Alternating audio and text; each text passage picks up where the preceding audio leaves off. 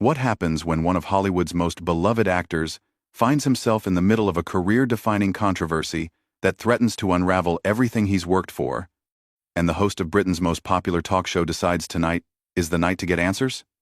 Well, you're about to find out, because what went down between Matt Damon and Graham Norton became the most talked-about television moment of the year, and nobody saw it coming. Before we dive into this incredible story, make sure you hit that subscribe button and drop a comment below, because this is going to be wild from start to finish. The red chair was spinning, the audience was buzzing with their usual Friday night energy, and Graham Norton was settling into what should have been another smooth episode of his legendary chat show. Matt Damon was the headlining guest, there to promote his latest thriller about corporate espionage, and everything seemed perfectly routine as the cameras rolled.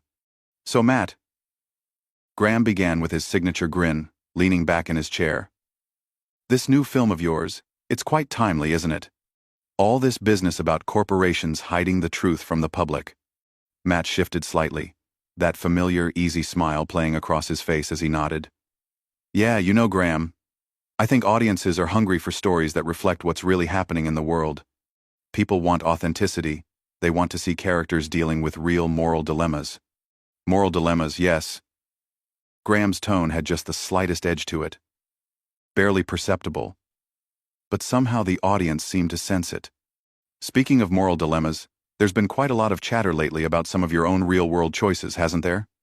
The smile on Matt's face flickered for just a moment, like a candle in a sudden breeze.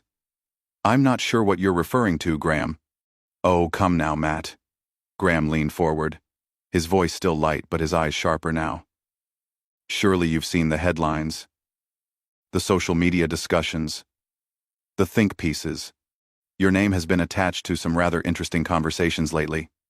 Matt's jaw tightened almost imperceptibly. "Look, if you're talking about the usual Hollywood gossip mill, I've learned not to pay attention to that noise. I focus on my work, my family, and trying to tell stories that matter." "But this isn't gossip, is it?" Graham's voice was getting quieter, which somehow made it more intense. "This is about your public statements, your associations, your choices. Surely you understand why people might have questions." "Questions about what exactly?" Matt's voice had lost its casual warmth, becoming more clipped, more defensive. "I've been in this business for decades, Graham. I've always tried to conduct myself with integrity." Graham nodded slowly, like a cat considering a particularly interesting mouse. "Integrity? Yes. That's a fascinating word choice. Tell me, when you made those comments about the industry needing to protect itself, did you consider how that might sound to people who have been fighting for change?" The studio audience had gone quiet now, sensing the shift in energy. Matt's publicist, sitting just off stage, was making subtle hand gestures, but Matt either didn't see them or was choosing to ignore them. "I think you're mischaracterizing what I said," Matt replied, his voice gaining strength. "Context matters, Graham. If you're going to bring up my words, at least have the courtesy to quote them accurately." "Oh, I have them right here." Graham reached beside his chair and pulled out a tablet, his movement deliberate and theatrical. "Would you like me to read them back to you, or would you prefer to explain what you meant when you said, and I quote, that sometimes the industry needs to circle the wagons to protect the people who create the magic?" Matt's face had gone pale, but his voice remained steady. "That was taken completely out of context from a private conversation that was recorded without my knowledge. The fact that you're using it here on your show, frankly, disappoints me, Graham." "Disappoints you?" Graham's eyebrows shot up, genuine surprise flickering across his features. "Matt, you're a public figure who made public statements about public issues. How is discussing them disappointing?" "Because..." Matt leaned forward now, his voice dropping to almost a whisper that somehow carried perfectly through the silent studio. "You're ambushing me with selectively edited quotes, designed to make me look bad, and you're doing it under the guise of friendly conversation. That's not journalism, Graham. That's character assassination." The tension in the room was palpable now. Graham's other guests, a British comedian and a rising pop star, were sitting frozen in their chairs, clearly wishing they were anywhere else. The audience had gone completely silent, as if they were witnessing something they weren't supposed to see. Graham set down his tablet and looked directly at Matt, his expression more serious than anyone had ever seen it on the show. Matt, I'm going to be very clear with you. This isn't an ambush. These are your words, your actions, and your public record. If you feel uncomfortable discussing them, perhaps you should ask yourself why that is. Don't lecture me about comfort, Graham. Matt's voice was rising now, the careful Hollywood polish cracking. You invited me here to talk about my film, not to conduct some sort of gotcha interview based on gossip and speculation. Gossip and speculation? Graham repeated, his voice incredulous. Matt, we're talking about documented statements you made to major publications, not tabloid rumors. Are you seriously suggesting that your own quoted words are gossip? Matt stood up abruptly, his chair scraping against the floor. The sound echoed through the silent studio like a gunshot. You know what, Graham? I think we're done here. Oh no, Matt. Graham's voice had gone deadly quiet. I don't think we are. The silence stretched between them like a taut wire, Matt standing beside his chair, Graham still seated but leaning forward with an intensity that seemed to fill the entire studio. You could practically hear hearts beating in the audience as everyone waited to see what would happen next. Sit down, Matt, Graham said, his voice carrying an authority that surprised everyone, including himself. We're live, there are cameras rolling, and walking off my set isn't going to make this conversation go away. Matt's hands were clenched at his sides, his jaw working as he processed what Graham had just said. Are you threatening me, Graham? I'm stating facts, Graham replied evenly. You came on my show, knowing full well that I ask real questions. You can't pick and choose which parts of your public persona you want to discuss. My public persona? Matt let out a bitter laugh. You mean the version of me that you and the rest of the media have constructed? The narrative you've decided serves your purposes? End quote. End quote. My public persona? Graham's expression didn't change, but there was something almost pitying in his eyes now. Matt, listen to yourself. You're acting like a victim when you're the one who chose to make those statements. You chose to associate with those people. You chose to take those positions. What positions? Matt's voice cracked slightly. What exactly do you think I've done that's so terrible? I've tried to be reasonable. I've tried to see multiple sides of complex issues, and apparently that makes me some kind of villain in your eyes. Multiple sides, Graham repeated slowly. Is that what you call it when you publicly defended people who were accused of serious misconduct? When you suggested that the industry should protect its own regardless of the allegations? The other guests were practically melting into their chairs now, the comedian staring at his hands, the pop star looking like she might cry. This was not the light-hearted evening any of them had signed up for. Matt finally sat back down, but he perched on the edge of his chair like he might bolt at any moment. You're twisting my words, Graham. I never said we should protect people regardless of allegations. I said we should be careful about destroying careers based on accusations alone. Accusations, Graham said, shaking his head. Matt, we're not talking about accusations. We're talking about patterns of behavior that multiple people have reported over years. We're talking about an industry that has systematically protected powerful men at the expense of everyone else. And you think I'm part of that system? Matt's voice was getting louder again. You think I'm sitting in some back room somewhere plotting to keep women down? I think you're someone who has benefited enormously from that system, Graham replied without hesitation.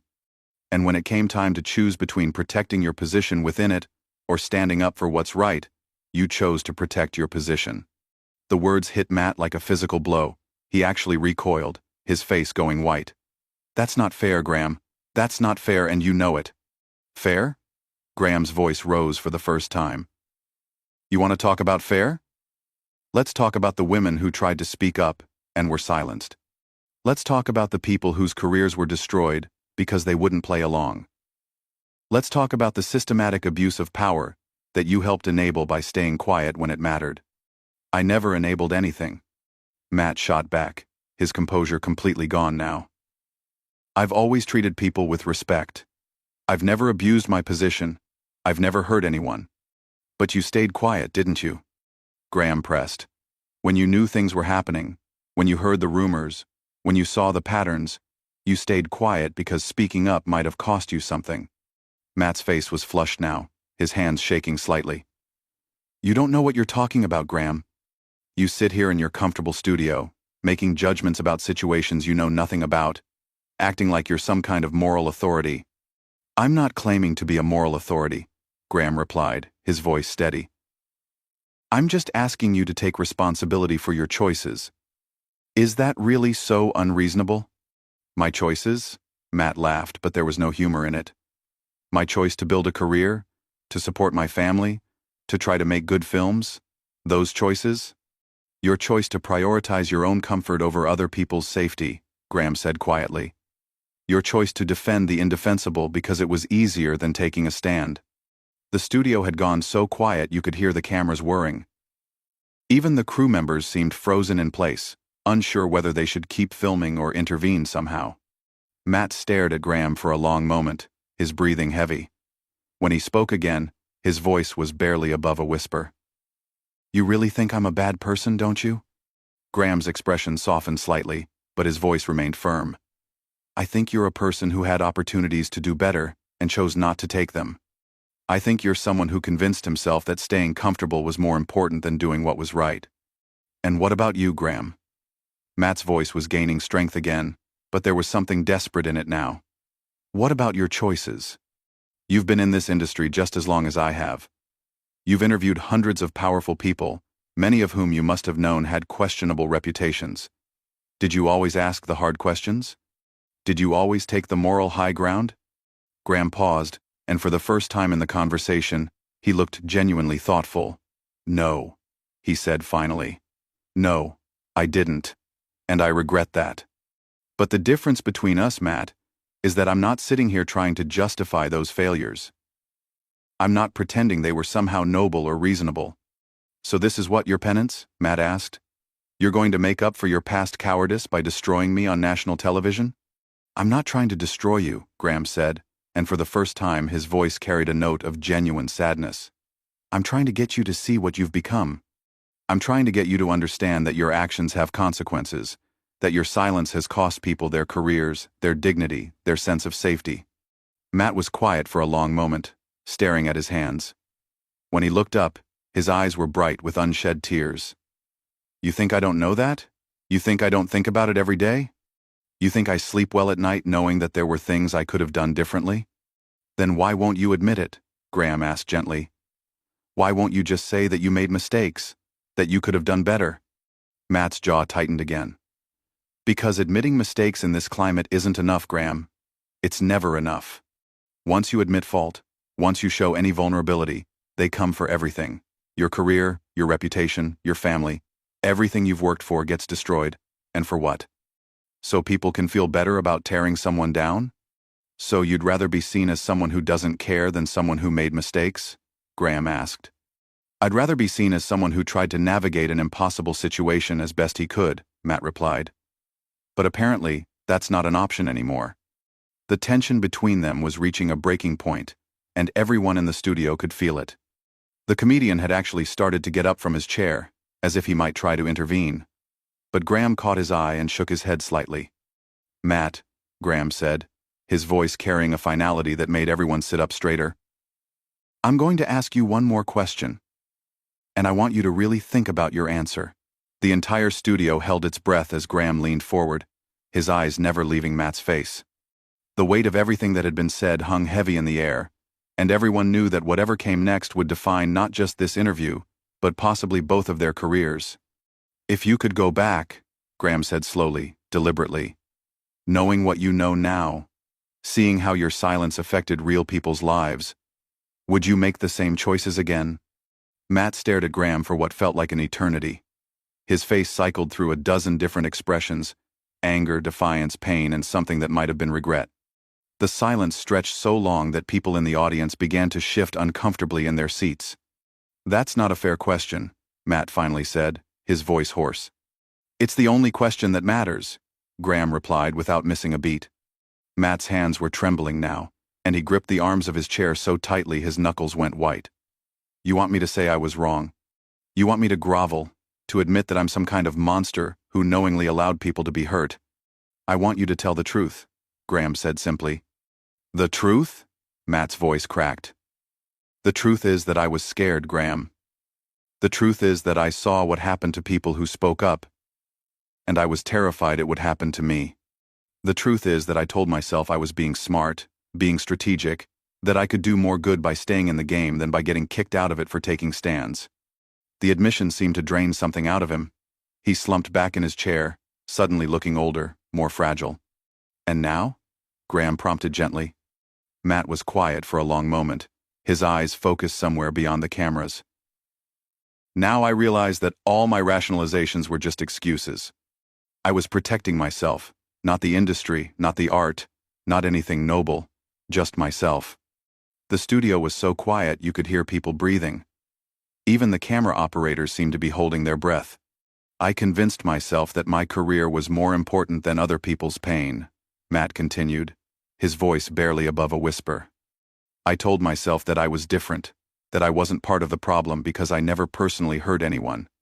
But staying silent when you know people are being hurt, that's its own kind of violence, isn't it?" Graham nodded slowly. "Yes, it is." "The thing is, Graham," Matt said, looking directly at him now, "I still don't know what I would have done differently. Even sitting here, even knowing how it all turned out, I still don't know if I would have had the courage to sacrifice everything I'd worked for." "But you wish you had," Graham said. It wasn't a question. "I wish I had been braver," Matt admitted. "I wish I had been the kind of person who could put principle over self-preservation. I wish I had been someone worth looking up to instead of someone people have to make excuses for." The raw honesty in his voice was devastating. Several audience members were crying now, and even the hardened crew members looked moved by what they were witnessing. "Matt," Graham said softly, "what you just said, that vulnerability, that honesty, that's worth more than any of the excuses or deflections you've been hiding behind." Matt wiped his eyes with the back of his hand, not caring that he was on camera. "It doesn't bring back the careers that were destroyed. It doesn't undo the harm that was done while I stayed quiet." "No, it doesn't," Graham agreed. "But it's a start. It's an acknowledgement that the harm was real, that your choices contributed to it, and that you understand the weight of that responsibility." Matt looked out at the audience, many of whom were watching him with expressions of surprise, sympathy, and something that might have been respect. "I don't know what happens now," he said. "I don't know if people will forgive me, or if they should. I don't know if admitting all this makes things better or worse." "That's not really up to you to decide, is it?" Graham said. "All you can do is be honest about what happened, and try to do better going forward." "And if it's too late for that?" Matt asked. "If I've already done too much damage?" Graham was quiet for a moment, considering the question seriously. "Then at least you'll know you finally told the truth. At least you'll know you stopped hiding from what you did, and what you failed to do." Matt nodded slowly, understanding passing between them. The antagonism that had defined their entire conversation had shifted into something else, something more complex and human. "I need to ask you something, Graham," Matt said suddenly. "Was this planned? Did you invite me here specifically to have this conversation?" Graham's expression became unreadable. "I invited you here because I thought it was time for this conversation to happen. Whether that was fair to you or not, I honestly don't know." "You ambushed me," Matt said. But there was no anger in his voice anymore. "I confronted you," Graham corrected. "There's a difference." Matt actually smiled slightly at that, a sad, tired smile. "Yeah, I guess there is." The two men looked at each other for a moment, and something passed between them that the cameras couldn't quite capture. Understanding, maybe, or a mutual recognition of the complexity of the situation they found themselves in. "So what happens now?" Matt asked. "Now you go home," Graham said. "You think about what we've talked about. You decide what kind of person you want to be going forward. And maybe, if you're lucky, you find a way to use your platform to do some good, instead of just protecting it." Matt stood up slowly, his movements careful and deliberate. "Thank you, Graham." "For what?" "For not letting me get away with it," Matt said. "For caring enough to push back, even when it was uncomfortable for everyone involved." Graham nodded. "Take care of yourself, Matt." Matt walked off the set without another word, leaving Graham alone with his other guests and a studio full of people who had just witnessed something extraordinary. The comedian and pop star looked shell-shocked, unsure whether they were supposed to continue with their planned segments or just sit in the aftermath of what had happened. Graham turned to the camera, his usual jovial demeanor replaced by something more serious and thoughtful. "Well," he said finally, "that wasn't exactly what any of us expected tonight, was it?" The audience laughed nervously, grateful for any break in the tension. "Sometimes," Graham continued, "television gives us moments that are bigger than entertainment. Moments that force us to confront difficult truths about ourselves and the world we live in. I hope what you just witnessed will start conversations that need to be had, not just about the entertainment industry, but about all the places in our lives where we choose comfort over courage." He paused, looking directly into the camera. Matt Damon walked off this stage tonight, but he didn't run away from the truth. In the end, that might be the most important thing any of us can do. The credits began to roll, but somehow it felt like the real conversation was just beginning. What you've just heard was one of the most intense confrontations in television history. A moment when entertainment became something much more profound and necessary. If this story kept you on the edge of your seat, make sure to subscribe for more incredible behind-the-scenes moments from the world of entertainment. And drop a comment below telling me what you think Matt Damon should do next. Should he continue trying to rebuild his career or step away from Hollywood entirely?